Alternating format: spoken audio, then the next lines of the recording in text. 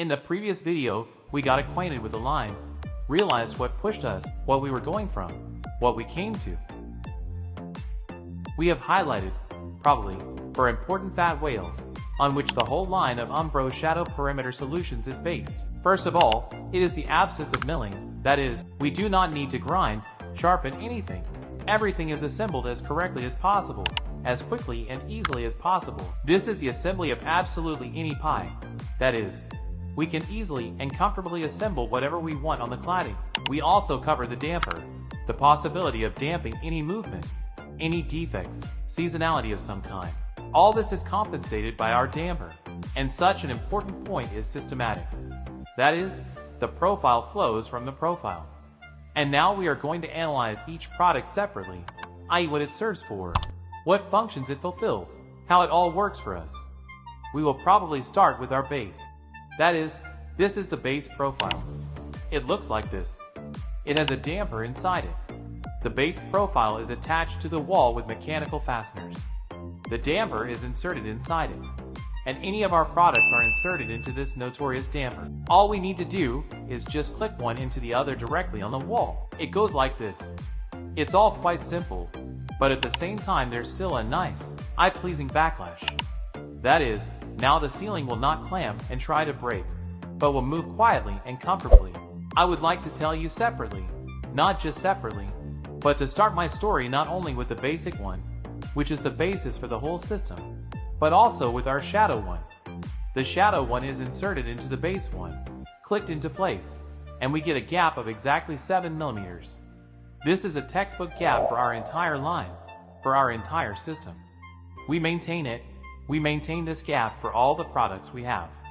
That is the transition to the walls, decorative lines. Shadow Flintog, we have a gap of 7 millimeters. So we have chosen such a beautiful number that brings us luck, that shapes our whole story. And in addition to the shadow profile with 7 millimeters, we have a soaring profile. The soaring profile can be either plain or backlit.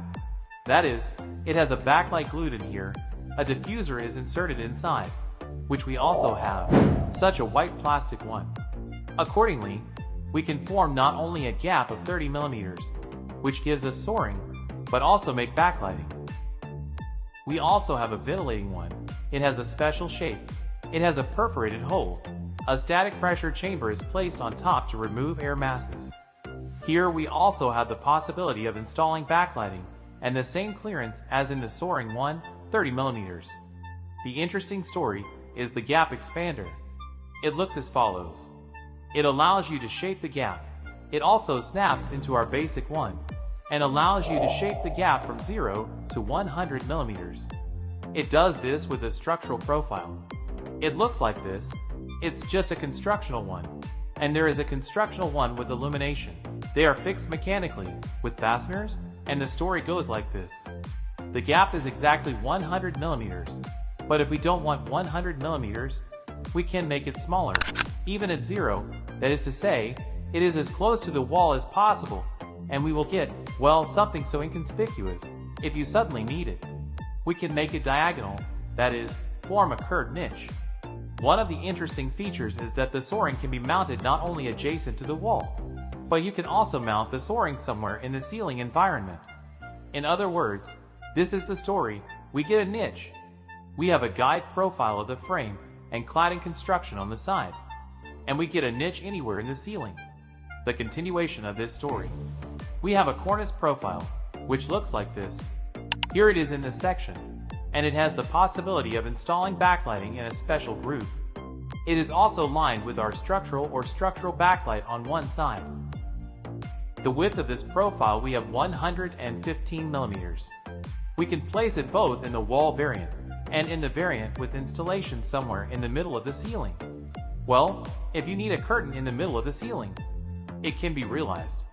The width of this, I remind you, 115, and we also have a profile width as much as 140 millimeters.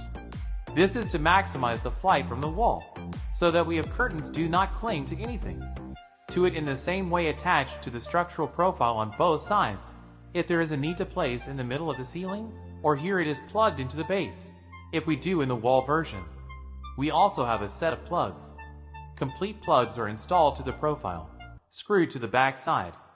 And here the wheels on which the curtains themselves are rolled are already wound up.